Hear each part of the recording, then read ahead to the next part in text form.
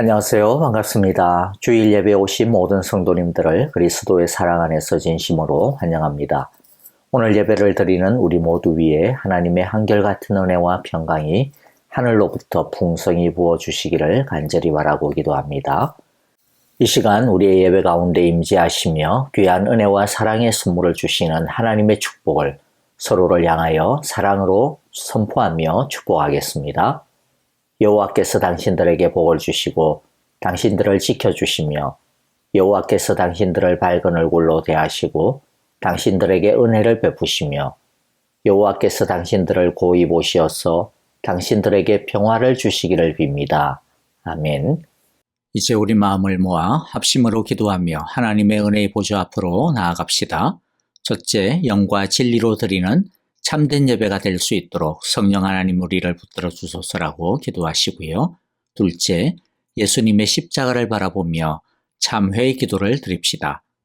셋째, 오늘 예배를 통하여 예수님의 십자가의 사랑의 그 깊이와 높이와 길이와 너비를 알게 하시고 주의 사랑 안에 잠기게 하소서라고 기도하시고, 마지막으로 주님의 평화를 위하여 기도합시다.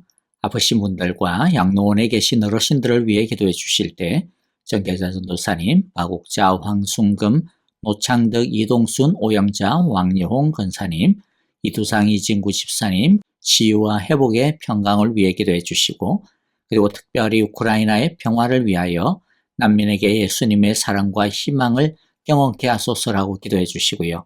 또 사역하시는 전만교 김미정 선교사님과 또 우리 목장에서 함께 협력하고 후원하는 우리 세계 각처에서 복음을 전하는 목장 선교사님들을 위하여 이 시간 함께 기도하겠습니다.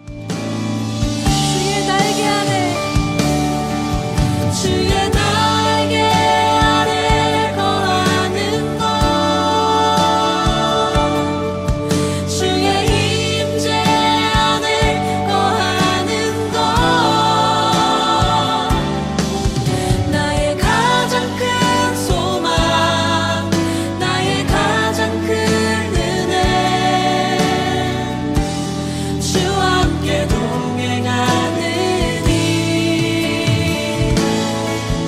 주의 날개 아래 거하는 것, 주의 임재 안에 거하는 것, 나의 가장 큰 소망, 나의 가장 큰 은혜, 주와 함께 동행하느니, 나의 가장 큰 소망, 나의 가장 큰 은혜, 주와 함께 동행하느니.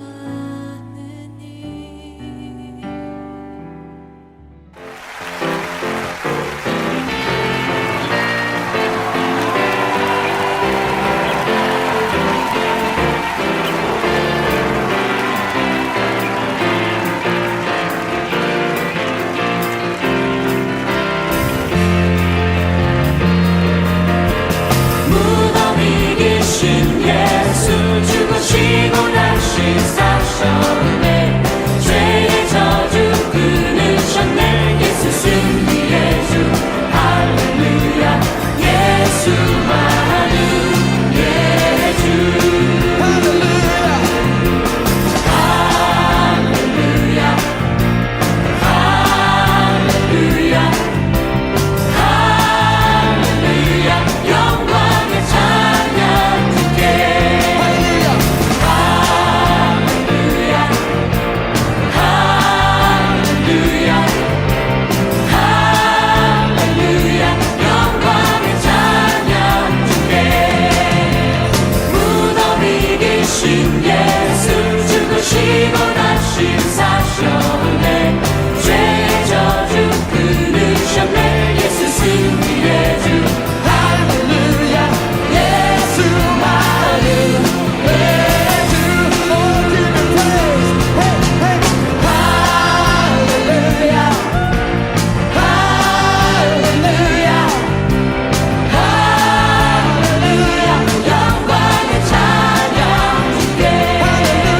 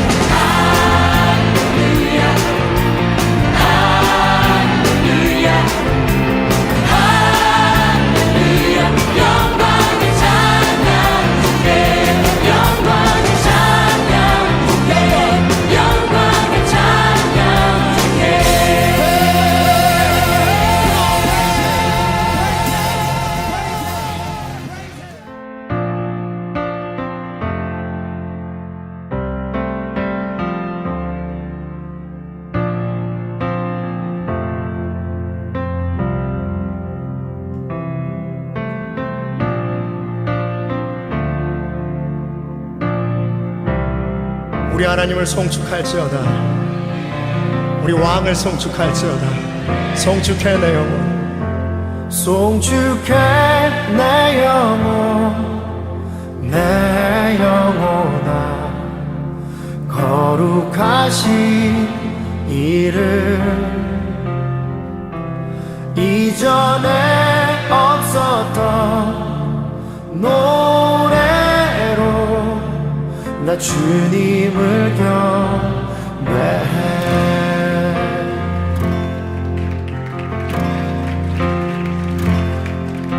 해가 뜨는 새아침 밝았네. 이제 다시 주님 찬양.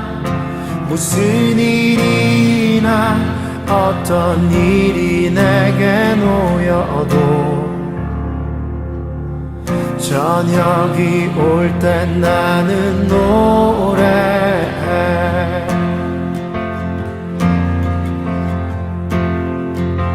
송축해 내 영혼, 내 영혼아. 거룩하신 이름, 이전에 없었던 노래로 나 주님을 경배해. 우리 하나님은 어떠한 분이십니까? 아기를 더디하시는 주, 그의 크신 사랑 넘치네. 주의 선하심 내가 노래하리. 수많은 이유로 나 노래해. 여호와를 송축할지어다 나의 영혼아.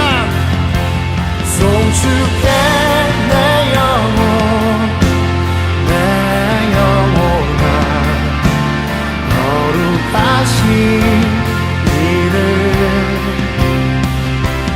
이전에 없었던 노래로 나 주님을 경배해. 송축해 내 영혼, 내 영혼아. 거룩하신 이름, 이전에 없었던 노래로 나 주님을 경배해.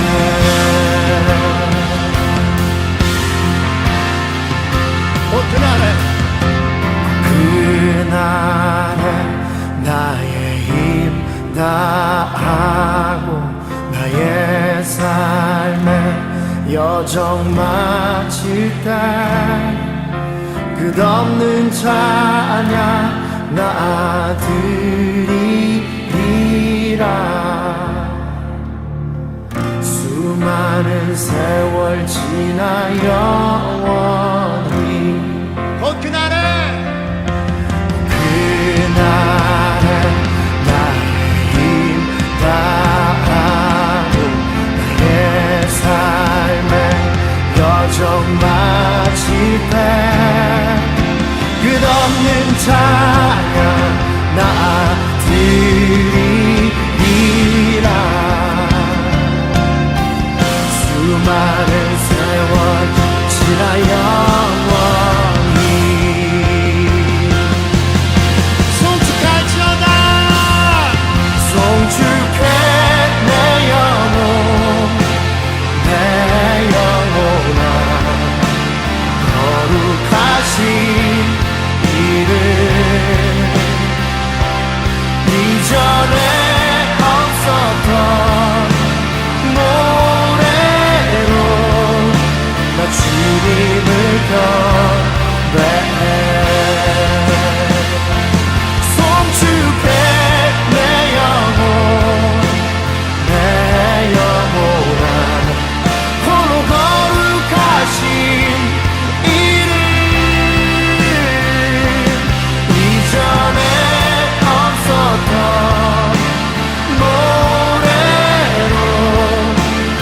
주님을 경배해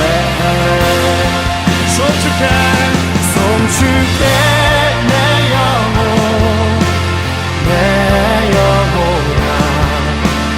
거룩하신 이름 이전에 없었던 노래로 나 주님을 경배해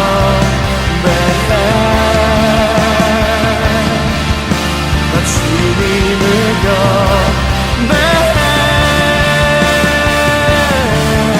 나 주님을 경배해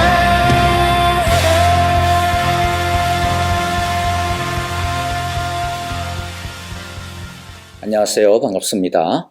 오늘도 주일 예배 가운데 오신 우리 모든 성도님들을 진심으로 환영합니다. 우리 하나님의 크신 은혜와 사랑이 예배드리는 우리 가운데 성령으로 충만하게 임재해 주시기를 간절히 기도하고 축복합니다. 먼저 우리 교회 소식 몇 가지 좀 나누겠습니다. 먼저는요, 여러분들 제1기 성경 통독 완료 사실 벌써 한 몇 주가 지났는데 오늘 이제 저희들이 주보에 올려드렸습니다. 28분 최종적으로 지난 6개월 동안 성경 통독 함께 해주셨습니다. 여러분들께 진심으로 감사를 드리고요. 또 한 가지 인터는 이제 다시 제2기, 제3기 성경 통독반이 진행이 되겠습니다. 2기와 3기 구분은요. 2기 성경 통독반은 지난번처럼 6개월에 한 번 이렇게 통독을 하겠고요. 그래서 하루에 약 한 35분 정도 시간이 걸리게 되고요. 그렇게 하면 6개월에 한 번 우리가 성경을 읽게 되고 그 다음에 3기 성경 통독반은 1년에 한 번 이렇게 성경 통독을 하는 겁니다. 그러면 하루에 그 반이 되겠죠. 한 17분, 18분 정도 시간이 소요가 되어집니다. 여러분들께서 자신의 어떤 스타일에 따라서 신청을 해주시면 되겠습니다. 우리 현관 데스크에 신청을 해주시든지 아니면 목자 목녀들에게 나에게 3기 하겠다, 2기 하겠다. 제가 우리 목자 목녀들에게 이 두 개의 이 유튜브를 보내드릴 겁니다. 매일마다 지난번처럼요. 그래서 여러분들께서 우리 목자 목녀들에게 나는 6개월마다 한 번씩 하는 것을 보내줘. 아니면 나는 1년에 한 번 성경 통독하는 것을 보내줘. 뭐 이렇게 신청을 따로 하시든지 아니면 두 개 중에서 하나를 여러분들께서 또 보시면 되어지겠습니다. 그리고 또 우리가 하반기에 한 몇 번의 좀 특별 예배를 좀 가지려고 하는데요. 다음 주에는 저의 설교와 더불어서 특별히 우리 피아노 찬송가 연주를 통해서 우리가 하나님께 영광을 돌리는 그러한 시간들을 좀 가지려고 합니다. 간증과 더불어서 연주를 좀 가지려고 하고요. 위에서 우리 강주영 교수님이라고 우리 노스웨스턴 칼리지 아이오와에 있는데 거기에서 음악 교수님으로 디렉터로 활동하시는 분이시고요. 이번에 모디 칼리지와 그 다음에 노스파 유니버시티에 이 예배 연주를 위해서 오셨는데 저희 교회에 함께 저희들이 좀 초청을 했습니다. 여러분들 귀한 시간 되어지기를 바라고요. 그리고 10월 달에는 목장주일, 목장데이라고 하는 그러한 좀 특별한 예배를 가지려고 합니다. 이것은 목장별로 예배를 드리는 거예요. 왜냐하면 목장도 하나의 교회이기 때문에 그렇죠. 그래서 우리가 사실은 이 주일 예배를 우리가 목장 연합 예배다 그렇게 또 부르기도 합니다. 그래서 10월 9일에는 10월 달에는 목장별로 예배를 드리고 그리고 좀 더 특별히 목장별로 좀 더 깊은 친교의 시간, 교제의 시간을 가지기 위해서 교회에서 모이지 않습니다. 교회에서 모이지 않고요. 따로 댁에서 모이시든 아니면 야외에 나가서 야외 예배로 드리시든 어쨌든 목장별로 우리 저희들이 좀 준비를 하려고 합니다. 그래서 하지만 목장별로 드리지만은 모든 예배의 순서 있을 거예요. 그래서 기도도 있고 말씀도 있고 그다음에 헌금도 있고 그렇게 해서 우리들이 각 목장별로 우리들이 예배를 드리는 목장 예배 주간이 10월 9일 날 있게 되어집니다. 그래서 각 목장별로 그날 어떻게 우리들이 좀 풍성한 예배를 또 풍성한 교제를 함께 나눌 수 있을까 잘 의논해서 아주 뜻깊은 그러한 예배 시간들이 되어지기를 바랍니다. 그리고 여러분들께 감사를 드립니다. 지난 주간에 중부노회 그리고 또 토요일 날 어제는 우리 선교 골프 대회가 정말로 많은 분들이 참여해서 아주 정말 그야말로 성황리에 마쳤습니다. 그리고 이 일을 위해서 특별히 이 음식을 준비하는 데 있어서 많은 분들이 정말로 수고를 해주셨는데요. 여러분들 진심으로 그 수고에 감사를 드립니다. 여러분들 다른 소식은 주보를 참조해 주시기를 바라고요. 이제 우리들이 함께 하나님의 말씀을 보겠는데 같이 먼저 기도하겠습니다. 하나님 아버지 감사합니다. 오늘 이 귀한 주일 예배 주님께 올려드립니다. 오늘도 말씀을 통하여 우리에게 들려주시고 역사하시는 성령님의 그 충만하신 은혜를 우리 모두가 경험하는 시간들이 되게 하여 주시옵소서. 예배의 모든 순서 속에서 성령의 기름 부음의 역사들이 넘치게 하여 주옵소서. 우리의 마음과 뜻과 정성을 온전히 주님께만 집중하기를 원합니다. 예배 중심, 말씀 중심, 하나님 중심의 신앙생활 우리 온 성도들이 정말로 알차게 드림으로써 하나님께서 부어주시는 신령하고도 풍성한 하늘 축복을 모두가 경험하게 하여 주시옵소서. 아버지 하나님, 주님께 귀한 예물 바칩니다. 하나님 아버지 앞에 바친 이 귀한 예물 주님께로부터 왔음을 알고 주님께 드리오니 드리는 손길 마음 하나님께서 기뻐 받아 주시고 정말로 하나님께서 약속하신 채우시고 차고 넘치도록 인도하시는 그 축복을 모두가 경험케 하여 주시옵소서. 아버지 하나님이여 먼 곳에서 복음 들고 사역하는 모든 선교사님들 주님께서 기억하여 주시고 가정과 개인과 사역의 모든 필요한 것들을 채우시며 공급하여 주시고 힘들고 악한 일들 주님께서 피할 길 열어주시고 또 피할 수 없다면 헤쳐나가고 이길 수 있게 하여 주시며 홍해를 가르듯 그 모든 환난과 어려움들을 참으로 뚫고서 주님과 함께 동행하며 승리케 하여 주시옵소서. 주님의 부흥의 역사 이루어지게 하옵소서. 우크라이나의 전쟁 아직도 지속이 되고 있습니다. 하나님 속히 종식되게 하시고 무너진 집들과 무너진 그 터전과 특별히 무너진 교회들이 다시 재건되게 하여 주옵소서.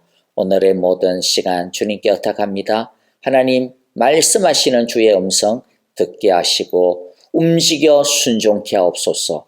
예수님 이름으로 기도합니다. 아멘.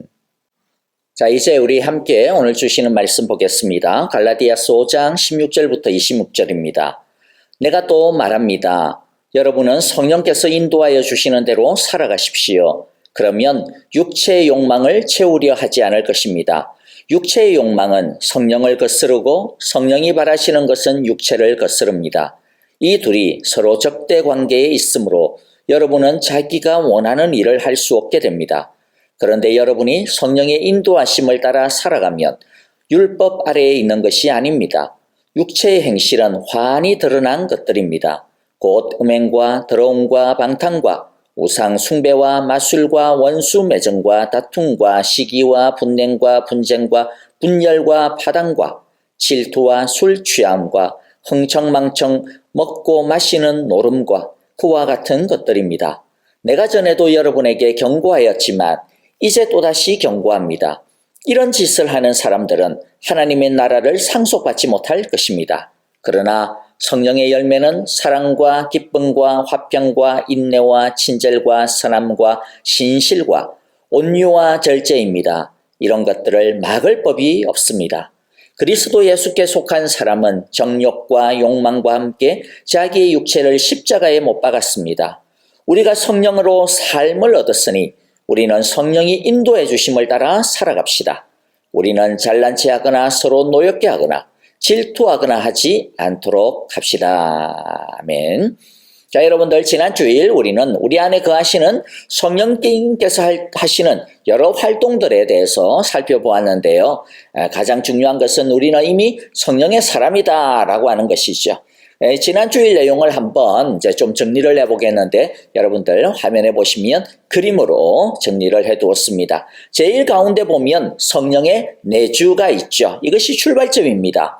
우리를 떠나지 않으시고 우리 안에 거하십니다. 그 다음은 왼쪽으로 나아가는데요. 우리 안에 계신 성령님은 우리를 진리로 인도해 주십니다. 그리고 우리가 성령님을 잘 따라서 인도를 받으면 성령의 열매를 맺게 해 주십니다. 그리고 삶의 비전을 주시고 그것을 이룰 수 있는 성령의 은사와 또 성령의 능력을 주시며 또 늘 성령님과 동행하여 살아갈 때 성령의 충만함이 우리 가운데 역사하게 하십니다. 이것이 우리가 변화되는 놀라운 과정입니다. 하지만 성령님은 인격적인 분이라고 그랬죠. 그래서 성령님과 우리 사이는 인격적인 관계를 맺고 있습니다. 그래서 성령님이 우리 속에 계시지만 우리가 성령님이 하시는 말씀을 무시하고 성령님의 인도를 거부하면 이제는 이제 오른쪽으로 가게 됩니다. 성령님이 근심하시게 되고 근심이 심해지면 소멸하셔서 그렇다고 해서 없으신다는 거 아니죠. 침묵하여서 마치 없는 것처럼 느껴진다라고 했습니다. 자, 이렇게 되면 예배를 드려도 기쁨이 없고 설교를 들어도 아무런 변화가 없고 성경을 읽어도 전혀 깨달음이 없습니다. 기도를 해도 어떻게 기도하고 있는지 모르는 상태가 됩니다. 여러분, 얼마나 안타까운 일인지 모릅니다. 아주 오래전에 한국에서 있었던 뉴스를 좀 기억이 나는데요. 어떤 할머니가 가난하게 혼자서 막 사시다가 외롭게 사시다가 쓸쓸하게 돌아가셨는데 나중에 이제 할머니 집에 들어가가지고 이제 방을 정리하다가 깜짝 놀랬다라는 거예요. 왜냐하면 날마다 이 할머니가 폐지를 주우면서 끼니도 제대로 챙기지 못하고 정말로 너무나도 초라하게 누추하게 사셨던 분이신데 그리고 참 자주 아프셨던 분인데 나중에 그분이 사시던 이제 방을 정리하다가 요 밑을 요가 있죠. 요요 침대가 아니고 이 요를 갖다가 이제 들춰보니까 요 밑에 막 만 원짜리 지폐들이 쫙 깔려 있었다라는 거예요. 막 좋게 수억 원 되는 정말로 거금이 있었다라는 거예요. 그만한 돈이라면 얼마든지 좀 더 편하게 살고 여러 가지를 누리면서 살아가기에 충분했을 텐데 그 할머니는 무슨 이유에서요 그랬는지 모르지만 그냥 쌓아두기만 하고 그냥 고생하며 살았던 거예요. 아파도 병원도 안 가고 먹는 것도 부실해서 결국에는 돌아가시게 된 거예요. 너무나도 불쌍하고 그런데 사실 불쌍한 것보다는 너무 그냥 안타까운 거죠. 왜 그랬을까? 왜 그랬을까? 자신이 가진 가치를 알고 그것을 좀 충분히 누릴 줄 알았더라면 그분의 인생이 훨씬 더 편하고 좀 더 가치가 있지 않았을까? 근데 왜 움켜쥐기만 할 줄 알았지 그것을 왜 누리는 법을 몰랐을까? 사용하는 법을 몰랐을까? 하는 것 때문에 참 안타깝습니다. 그런데 우리 크리스찬들도 보면요 때로는 이 할머니와 같은 행동을 하는 사람들이 또 아니 우리 자신들이 그렇게 할 때가 많이 있습니다. 하나님께서 우리에게 주신 새로운 삶이 너무나도 귀하고 또 귀할 뿐만 아니라 인생을 바꾸어 놓는 엄청난 능력이 있는데도 불구하고 성령님이 우리 안에 거하신다라는 것이 여러분들 얼마나 엄청난 일입니까? 근데 그것을 머리로만 아는 거예요. 그냥 깔아뭉개기만 하고 실제로 성령님을 제대로 활용할 줄 몰라가지고 힘겹게 자기 힘으로 그냥 끙끙거리면서 수고하는 안타까운 일들이 너무나도 의외로 많다라는 것입니다. 여러분 자기를 진정으로 사랑하고 풍성한 삶을 누리고 싶지 않습니까? 한 번 사는 인생 날마다 끙끙거리면서 사는 것이 아니라 가진 것에 얽매여서 날마다 비교하고 또 비교당하면서 사는 그런 상대적인 인생이 아니라 어떤 모양의 삶이든지 이 세상을 뛰어넘는 어떤 상황에서도 어떤 환경에서도 뭐 많이 가지고 작게 가지고 이런 것들을 넘어서서 어떤 순간에도 기뻐하고 감사하고 활기가 넘치고 자유하고 끌려다니는 인생이 아니라 주도하는 인생을 살고 싶지 않는가 말입니다. 그렇다면 우리 안에 계신 성령님을 가만히 모셔만 놓고 있으면 안 됩니다. 그 성령님이 우리를 이끌고 가도록 해야 되는 것이죠. 우리 안에 있는 그 성령님을 누려야 됩니다. 머리로만 성령님을 이해하지 말고 또 자기 느낌과 감정을 따라서 성령님의 활동이라고 오해하지 말고 사탄의 속임수에 착각하지 말고 성령님의 참된 인도를 따라서 살아가야 합니다. 그럴 때 우리는 진짜 우리 자신을 건강하게 사랑할 수가 있게 되고 다른 사람을 주님께서 말씀하신 것처럼 사랑하고 용납하며 용서할 수 있게 되어지고 우리의 삶을 보람있고 가치 있게 다른 사람을 복되게 하는 복덩어리로 살아갈 수 있게 될 것입니다. 우리 모두 내주하시는 내 안에 거하시는 성령님을 따르는 새 생활 풍성한 삶의 축복을 누리게 되시기를 간절히 기도하고 축복합니다. 자, 이제 우리가 오늘 함께 나눌 내용은요, 진정한 자기 사랑에 있어서 좀 더 실제적인 내용입니다. 자신을 사랑하라는 말 정말로 많이 듣지 않습니까? 또 자기를 사랑해야 된다라고 하는 것을 압니다. 근데 진짜 자신을 제대로 사랑할 줄 알아야 됩니다. 그래야 다른 사람도 자신도의 삶도 사랑할 수 있기 때문이죠. 그런데 자신을 사랑하라고 해가지고 자기 안에 있는 모든 것들을 다 옳다, 다 긍정하라고 하는 말은 아니라는 것이죠. 그 정도는 아시겠죠? 왜입니까? 왜냐하면 우리는 불완전한 존재이기 때문입니다. 옳은 것도 있지만은 아주 잘못된 성품과 습관과 또 습성을 가지고도 있기 때문이죠. 그렇기 때문에 자기를 사랑하는 것 맞기는 맞는데 어떤 것에 있어서는 긍정하지만은 또 다른 것에 잘못된 것에 있어서는 긍정하면 안 되겠죠. 옳다고 하면 안 되겠죠. 부인해야 되겠죠.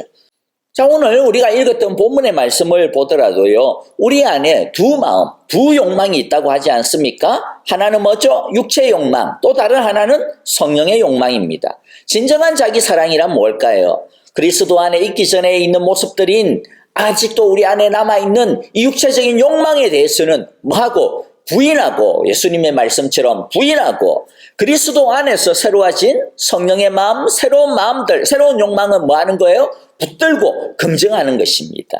자, 그래서 오늘 우리가 이제 첫 번째는요, 우리가 부인해야 할 육체적인 욕망에 대해 좀 같이 알아보도록 하겠습니다. 19절부터 21절에 보면 우리가 부인해야 되는 육체의 욕망이 어떤 것인지 긴 목록을 가지고 말씀해 주시는데 이 욕망을 크게 세 가지로 우리가 좀 나누어서 볼 수 있어요. 첫 번째는 뭐냐면 음행, 더러움, 방탕, 우상숭배, 마술과 같은 것들이죠.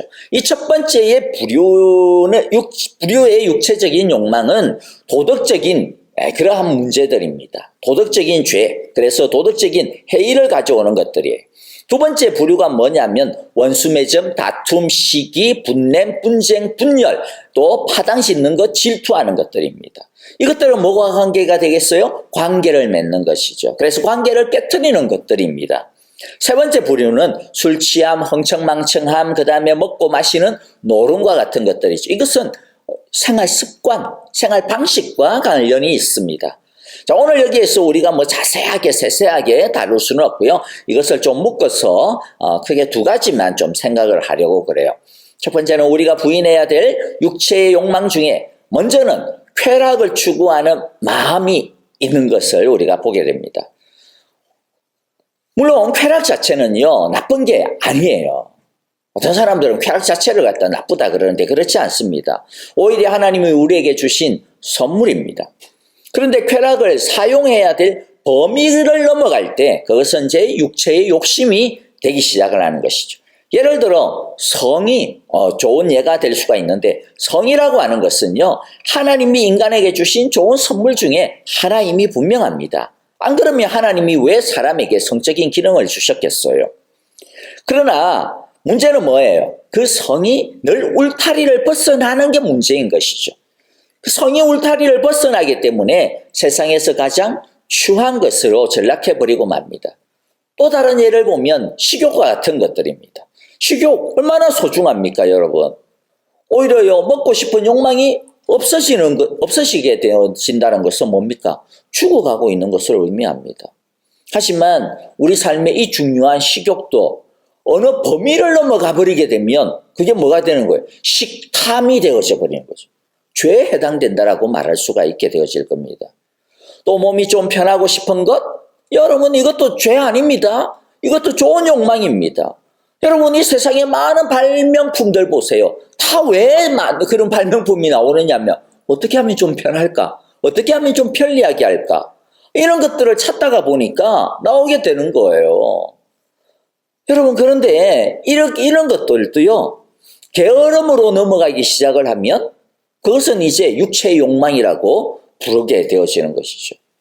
이런 육체의 욕망과 관련하여서 우리가 기억할 것은요, 어떤 것은 나쁘고 어떤 것은 좋다, 이런 게 아닙니다. 선을 넘지 않으면 정당한 우리의 욕망이지만, 그런데 어느 선을 넘어가 버리게 되면 그것이 육체의 욕망이 된다라는 것입니다. 세상의 가치관도 마찬가지예요. 우리에게는 돈, 명예, 권력을 추구하는 마음이 있습니다. 이런 것들을 추구하는 자체가 나쁜 게 아닙니다. 그런데 다만 돈과 명예, 권력 자체가 이제 목적이 되어져 버릴 때, 추구하다가 이제 이게 목적이 되어버렸어요. 또 이것이 범위를 넘어서서 잘못 사용되기 시작을 할 때 이것들은 육체의 욕망이 됩니다. 예를 들어서 우리보다 더 능력이 있고 더 좋은 배경에서 출발하는 사람들이 있죠. 뭐 날 때부터 은수저, 금수저, 다이아몬드 수저, 우리보다 더 그렇게 해서 잘 사는 사람들이 있습니다. 그 사람들은 우리가 아마 평생을 벌어도 살 수 없는 자가용을 집 한 채를 굴러다니게 하는 그런 사람들도 있을 거예요. 근데 그 모습을 보면서 세상에 이런 역같해, 이 빌어먹을 세상 다 그냥 확 뒤집어졌으면 좋겠네, 만일 이런 생각을 한다든가, 아니면 도대체 난 뭐야, 이 생망이네. 이 생망 뭔지 아세요? 이 세상에서의 생애는 망했어, 이런 말이에요. 이 세상에서 나의 생애는 망해버렸어, 이런 생각이 들면서 자기가 타고 있는 집이나 집을 보면서 자신이 가치가 없다라고 느끼게 되어진다면 그것은 육체의 욕망에 빠져버린 것입니다. 우리는 우리 속에 스며들어 있는 세상의 가치관과 성경에서 가르치는 가치관을 잘 분별하는 법을 배워야 합니다. 그렇지 않으면 어떤 것이 세상의 가치관이고 어떤 것이 성경의 가치관인지 알 수 없기 때문인 것이죠. 또 두 번째, 우리가 부인해야 할 육체적인 욕망에는 뭐가 있느냐면 나쁜 습관이 있습니다. 우리에게는 반복되는 행동을 통해서 생기는 신체적이거나 정신적이거나 영적인 여러 가지 습관들이 있죠. 나쁜 습관들이 있어요. 예를 들어 게으름과 같은 거죠. 근면은 그리스도인에게 있어서 아주 중요한 덕목입니다. 왜냐하면 이게 하나님의 덕목이기 때문에요. 성경에 보면 하나님이 일하신다라고 이야기합니다. 요한복음 5장 17절에 보니까 내 아버지께서 이제까지 일하고 계시니 나도 일한다. 하나님 아버지가 일하기 때문에 예수님이 자신도 하나님을 따라서 일한다라고 말씀합니다. 그러면 그 다음에는 누가 일해야 될까요? 우리죠, 우리. 우리가 이제 하나님과 예수님이 일하고 계시니 나도 일한다, 이렇게 말해야 할 것입니다. 또 나쁜 정신적인 습관 중에 하나가 있다면 그것은요, 모든 사람들이 다 가지고 있을 텐데 그것은 열등감과 또 열등의식이라고 하는 것이죠. 또 어떤 사람은 무조건 다른 사람을 탓하는 버릇이 몸에 배어 있는 경우도 있고요. 또 반대로 어떤 사람은요, 조그만 것만 있어도 다 자기 탓이래. 자기한테 아무 잘못이 없는데도 불구하고 그냥 자기 탓으로 돌리는 그러한 습관을 갖고 있는 경우도 있습니다. 이것도 잘못된 겁니다. 둘 다 균형을 잃어버렸기 때문에 건강하지 못합니다. 자신의 문제를 보지 못하는 것이나 또 반대로 자신의 문제만이라고 생각하는 것, 둘 다 균형을 잃어버린 잘못된 정신적인 습관입니다. 또 잘못된 정신적인 습관이 있다면 경쟁심과 비교의식입니다. 사실 경쟁은 인간이 자신을 발달시키는 가장 중요한 원동력 중에 하나입니다. 선의의 경쟁이 있기 때문에 서로 발전할 수가 있는 것이죠. 그런데 선의의 경쟁을 넘어 이기는 것이 목적이 되어져 버리고 목표가 되어버리게 되면 그때부터 경쟁심은 육체적인 욕망이 되는 것입니다. 평상시에는 괜찮은데 게임을 하거나 운동시합을 하게 되면 과도하게 그때부터는 이 아드레날린이 발동이 돼가지고 경쟁심이 발동해가지고 다른 사람을 불편하게 한다든지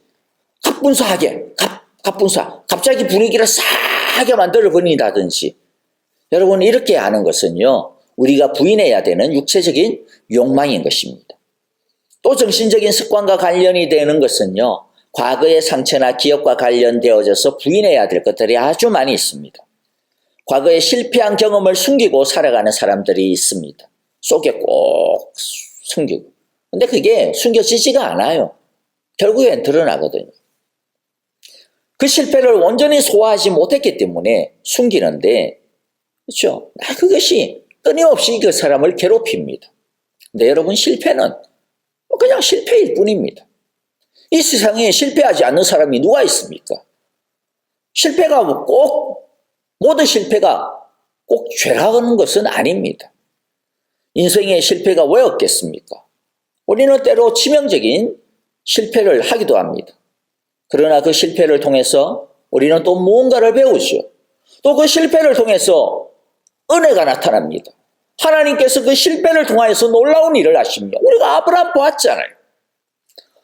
우리를 하나님만이 만들 수 있는 글작품으로 하나님께서 그 실패를 통하여서 빚어가신다는 거예요. 그러므로 실패에 매여 있는 것, 또 거꾸로 말하면 이게 뭐냐면 완벽주의에 매여 있는 거예요. 완벽주의에. 이 완벽주의에 매여 있는 것은 우리가 부인해야 되는 육체적인 욕망, 잘못된 습관입니다. 이런 것들을 부인하지 않으면 이것들이 평생 우리를 쫓아다니면서 우리를 괴롭힐 것입니다. 아주 단순한 육체적인 욕심으로부터 시작해서 내면의 열등감이나 또는 아주 교만하거나 경쟁적인 마음 자세까지 그냥 그대로 내버려 두면 평생 우리를 쫓아다니면서 옥죄듯이 우리를 붙들고 우리를 넘어뜨릴 것입니다. 그리고 또 우리 영혼에 퍼지면서 우리가 아름답게 성장하는 것을 가로막게 될 것입니다. 그래서 많은 크리스찬들이 예수님을 믿지만 이런 것들에 계속 매여 있기 때문에 성장하지 못하고 있는 것입니다. 그런 모습이 나올 때 그러면 우리는 어떻게 해야 될까요? 이와 같은 것들을 우리는 어떻게 해야 될까요? 어떻게 해야 잘못된 습관에 끌려다니지 않을 수 있을까? 이것이 이제 우리가 세 번째 살펴볼 내용입니다. 우리가 계속해서 이런 것들을 부인해야 됩니다. 부인해야 됩니다. 그렇게 말을 했는데요. 그러면 도대체 어떻게 하는 게 부인하는 것일까라는 거예요. 가장 중요한 것은요. 우리는 그것들이 그리스도 예수 안에서 이미 죽었다라고 하는 것을 기억해야 됩니다. 그리고 예수님께서 그 모든 죄책과 부정한 것을 다 끊어주셨다. 성령님께서 우리를 자유하게 하셨다라고 하는 것을 주장해야 됩니다. 이게 믿어야 됩니다. 믿고 주장해야 됩니다. 로마서 8장 1절 2절에 보니까 그러므로 그리스도 예수 안에 있는 사람들은 정죄를 받지 않습니다. 더 이상 과거에 의하여 정죄를 받지 않습니다. 더 이상 과거의 나쁜 육체적인 욕망에 의하여 중죄를 받지 않습니다. 왜냐하면 그것은 그리스도 예수 안에서 생명을 누리게 하는 성령의 법이 당신을 죄와 죽음의 법에서 해방하여 주셨기 때문입니다. 라고 말씀하시죠. 오늘의 본문 24절에서도 동일하게 주장하고 있습니다. 그리스도 예수께 속한 사람은 정욕과 욕망과 함께 자기의 육체를 십자가에 못 박았습니다. 십자가에 못 박았다라고 하는 것은 죽었다라고 하는 말이에요. 더 이상 우리를 지배하지 못한다라는 말입니다. 우리는 해방이 되었습니다. 우리가 그리스도 예수 안에 들어왔으므로 우리를 옥죄고 있던 그 모든 것들이 이제 그리스도 예수 안에서 공존할 수 없게 되었습니다. 예수님 밖에 있을 때는 그것이 우리의 것이었습니다마는 그게 우리 자신이었다라고 말할 수 있겠습니다마는 그러나 이제는 우리가 그리스도 예수와 함께 십자가에 못 박혔기 때문에 이미 모든 것들이 죽었습니다. 이 사실을 알지 못하고 여전히 예전의 나에 붙들려 사는 것은요. 자신이 누구인지 자신의 역량이 어떤 것인지를 잘 모르는 코끼리의 모습과 비슷하다라고 할 수 있을 것입니다. 코끼리는 한 마리가 6.5톤이나 되는 그러한 엄청난 무거운 것들도 끌 수 있는 힘이 있다고 합니다. 그냥 하나의 이 덤프 트럭만 하다라는 그 힘이. 그런데 여러분 이런 무시박지한 코끼리를 뭐 저는 안 타봤지만은 가보면 막 사람을 태우고 가고 뭐 농사일도 하고요. 그래요. 그 다음에 뭐 서커스에서도 막 이렇게 하고 그러잖아요. 야, 저게 어떻게 가능할까? 여러분 참 궁금하지 않아요? 마치 개나 말처럼 막 그렇게 다룹니다. 어떻게 그렇게 길들일 수 있을까? 그렇게 하는 길들이는 방법이 있다 그래요. 마치 개나 말처럼 코끼리를 밧줄에 묶어둬도 도망치지 않도록 길들이는 방법이 있는데 그것은 먼저 어린 코끼리를 잡아와요. 그리고 어린 코끼리의 발목에 밧줄을 묶어서 말뚝에 꽂아 놓는다 합니다. 어리기 때문에 그 밧줄을 끊지를 못하고 막 끊으려고 해도 끊지를 못하고 계속 그냥 묶여 있게 되는 거예요. 이렇게 어릴 때 자신의 발목에 묶인 밧줄을 끊어내지 못했던 이 코끼리는, 계속 묶여서 있었던 코끼리는요, 나중에 크면서도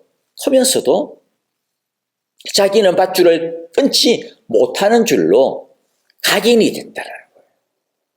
그래서 나중에 완전히 다 큰 코끼리가 되어서 6.5톤을 능히 끌 수 있는 어른 코끼리가 되었음에도 불구하고 어릴 때 밧줄에 매여 있었기 때문에 그 줄을 끊지 못한다라는 이 생각 때문에 아예 끊을 생각조차도 안 난다. 그래서 길들이는 거예요. 여러분, 우리도 예전에는 우리 힘으로는 우리의 이 육체의 욕망을, 육체적인 습관을 끊을 수가 없었습니다. 그러나 이제는 어떻게 됐어요? 예수님이 끊어주셨습니다. 성령님이 우리 속에 계시면서 우리가 끊을 수 있도록 인도해 주시고 우리가 끊을 수 있는 능력을 주십니다. 이제 우리는 더 이상 어린 코끼리가 아니라는 거예요. 우리 안에는 예수님께서 깨끗하게 해주시는 보혈이 있고 우리를 새롭게 해주시는 성령님이 계시는 우리는 어른 코끼리입니다.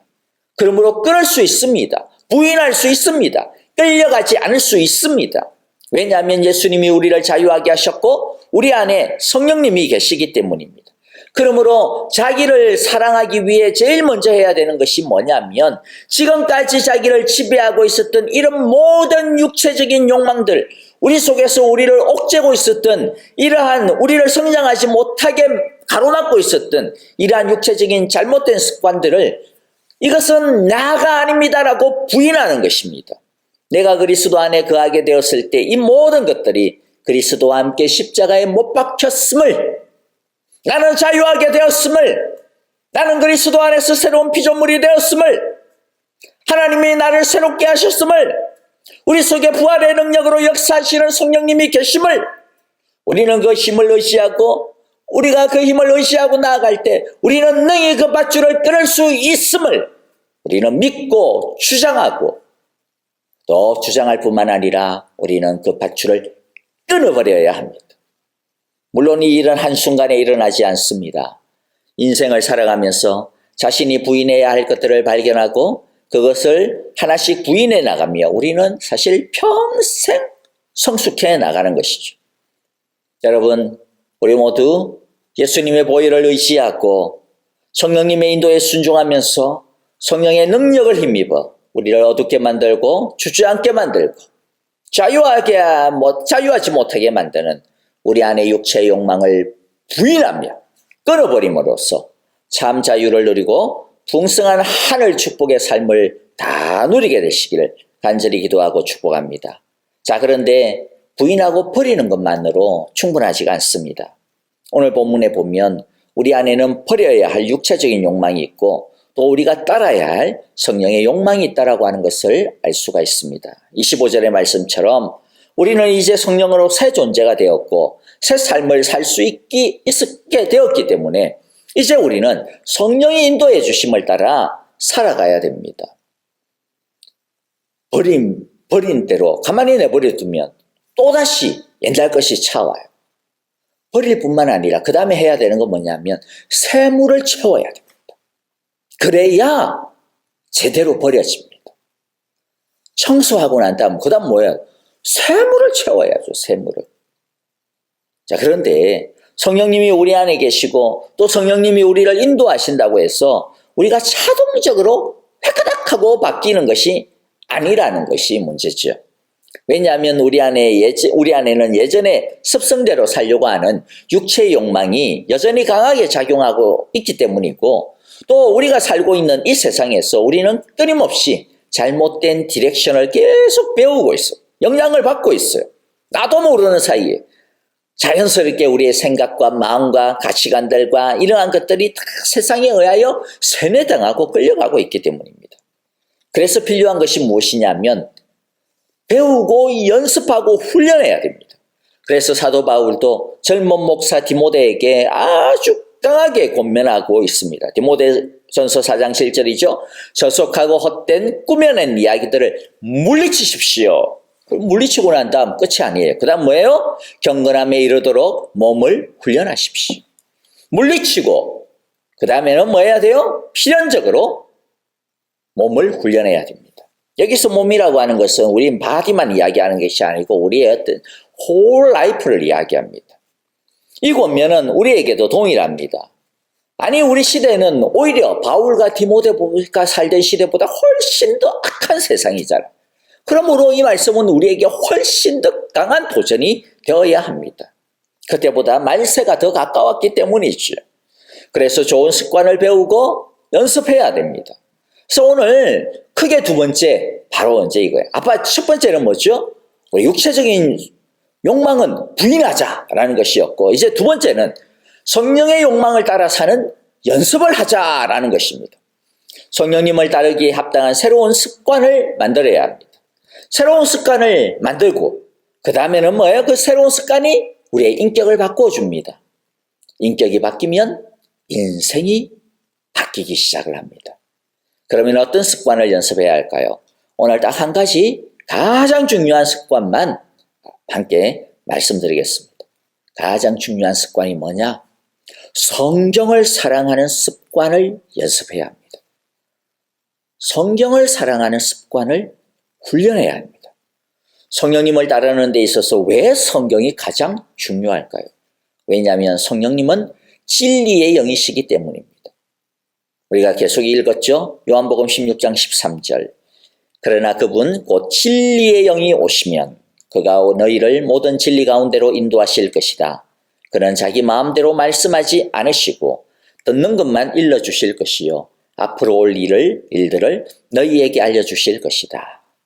성령님이 어떤 분이세요? 진리의 영입니다. 그러므로 성령님을 더 알고 싶습니까? 성령님의 음성을 듣고 그분의 인도를 잘 받고 싶습니까? 어디 엉뚱한 산에 올라갈 필요 없어요. 혼자서 명상에 들어가는 거 위험천만한 일입니다. 성경 속으로 들어가십시오. 성령님은 성경에서 말씀하시는 것만 말씀하시고 밝혀줍니다. 성령님은 자기 마음대로 말씀하시지 않으시고 하나님으로부터 들은 것, 예수님의 진리만을 알려주십니다. 성령님께서 하시는 모든 일들은 늘 성경과 관련이 되어져 있습니다. 성령님께서는 주관적으로 또 초자연적으로 역사하시다 보니 이게 진짜인가 아닌가 헷갈리는데요. 여러분들 자가들이 큰 소리 치는 전형적인 레파토리가 뭔지 아세요?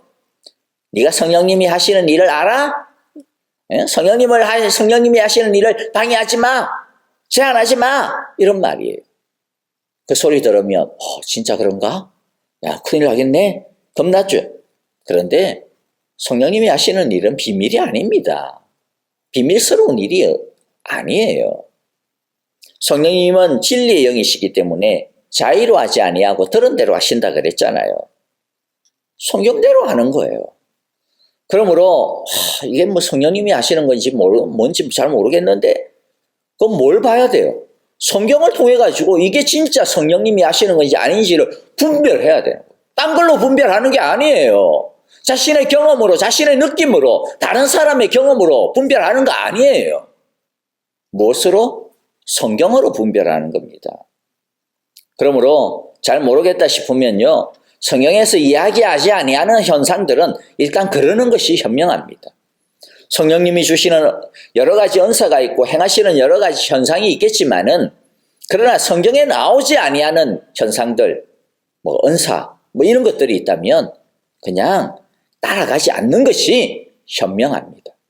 그것은 성령님을 제한하는 것이 아니라 지혜로운 것입니다. 그렇게 무작정 따라가기 시작을 하면 나중에는 기준을 잃어버려요. 나중에는 기준이 자신이 되어요. 나중에는 기준이 어떤 자기가 좋아하는 어떤 사람이 되어져 버려요. 그래서 성경을 표현할 때 영어로 캐논이다 그렇게 이야기하면 카메라 아닙니다. 캐논이다 그런 말 쓰는 대로 이것의 원래의 뜻은요, 잣대, 자, 측량 이런 뜻입니다. 잣대, 자, 측량 뭔지 아시죠? 재는 거죠, 재는 거. 성경이 진리의 잣대 맞냐 아니냐를 갖다가 가르쳐주는 재는 자라는 뜻입니다. 우리의 모든 영적인 체험은 성경을 통해 그것이 옳은지 틀린지를 가늠해 봐야 합니다. 그렇기 때문에 여러분 매일매일마다 성경을 가까이 하고 성경을 읽고 매일 항상 예배를 드리고 또 가능하면 성경도 암송도 하시고 성경을 사랑해야 성령의 사랑을 받게 됩니다. 우리가 다음 주부터 성경 통독하게 되죠. 좀 더 하루에 많이 하겠다라고 하는 분들은 아까도 광고 드렸듯이 6개월에 한 번 통독하는 걸 선택하시고요. 큰 무리 없이 꾸준히 하겠다 하시는 분들은 1년에 한 번 통독하는 걸 선택하십시오. 그런데 부탁드리고 싶은 것은요. 이게 훈련이 돼야 돼요. 성경 통독나 해야지. 여러분들 이걸 꾸준히 매일 하는 거 참 쉽지가 않아요. 이걸 꾸준히 하려면 성경을 읽는 것, 예배를 드리는 것이 1순위가 되어줘야 돼요. 1번 순위. 내가 굶어도 내가 성경은 읽겠다. 내가 잠을 못 자도 예배는 드려야 되겠다. 하다 못해서 내가 옛날에 우리 학생 때는 내가 시험 공부를 못해도 내가 이 성경을 읽어야 돼. 이런 각오가 있어야 돼요. 그리고 실제로 그렇게 해야 돼요. 그래야 이게 습관이 됩니다. 그래야 비로소 습관이 되는 거예요. 습관은 훈련하고 연습하지 않으면 습관이 안 됩니다. 여러분. 그냥 자연스럽게 편하게 절대로 안 됩니다. 그러면 옛날 것이 다시 돌아와요. 뭐가 편합니까 여러분? 가만히 있으면. 노는 게 더 편하죠. 성경 읽는 것보다. 그냥 다른 거 TV 보고 유튜브 보고 그냥 다른 놀이 하는 게 훨씬 더 우리에게는 익숙하고 더 그게 편해요. 예배 드리는 게 편하지 않습니다. 그게 자연스럽지 않다라는 거예요. 그것을 바꾸려면 연습해야 돼요. 그래서 가급적이면 성경 읽는 시간을 떼어내야 돼요. 예배 드리는 시간을 떼어내야 됩니다. 그게 어느 정도 되면 그때는 이제 좀 플렉스블하게 할 수가 있죠. 그러나 아직 내가 아직 습관이 안 돼 있다. 그런 본인이 그렇게 판단이 되어지시면 시간을 떼어놓고 각오를 하시고 마치 옛날에 애들처럼 이렇게 하루 일과 계획표 막 동그라미 쳐놔놓고 이렇게 하는 것처럼 다른 거 몰라도 성경 읽는 시간을 딱 정해놓는 거죠. 그리고 성경 통독한다고 여러분들 매일 예배 드리는 거 중단하지 마시고요. 성경 통독은 숲을 보는 것이고 매일 예배는 나무 하나하나를 세세하게 이 두 개 다 있어야 됩니다. 그렇죠? 숲도 보고 나무도 볼 수 있어야 되죠. 하나님의 말씀을 넓게도 보고 깊게도 보고 이제 말씀을 마음껏 냅니다. 여러분 우리 모두 하나님의 말씀을 매일 꾸준히 보고 익히는 것이 확실한 습관이 되어 성령님을 따라 살아가며 성령의 인격의 열매를 맺어가는 우리 모두 정말로 멋진 예수님의 제자들이 다 되시기를 간절히 기도하고 축복합니다.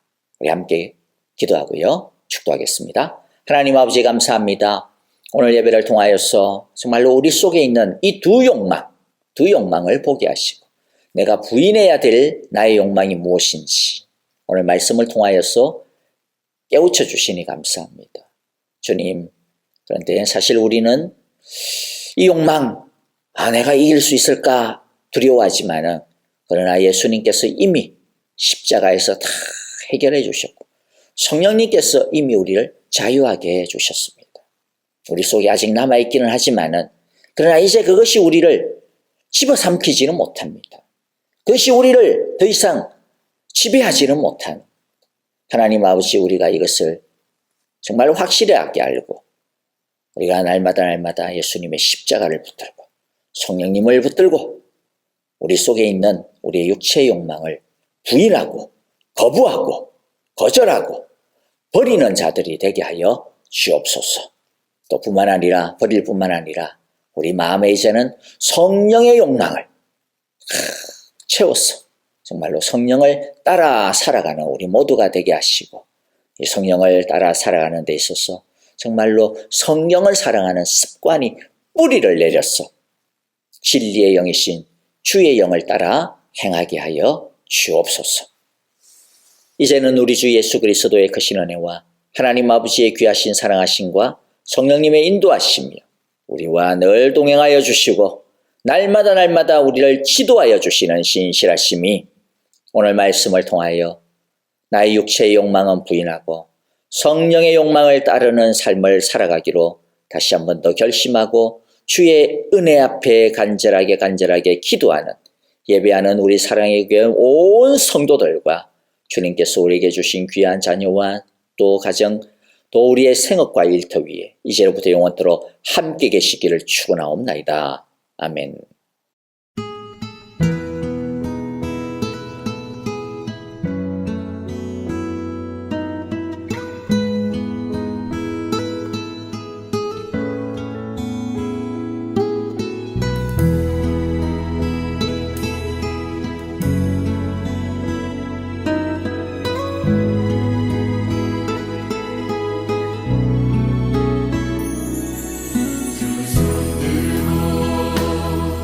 찬양합니다.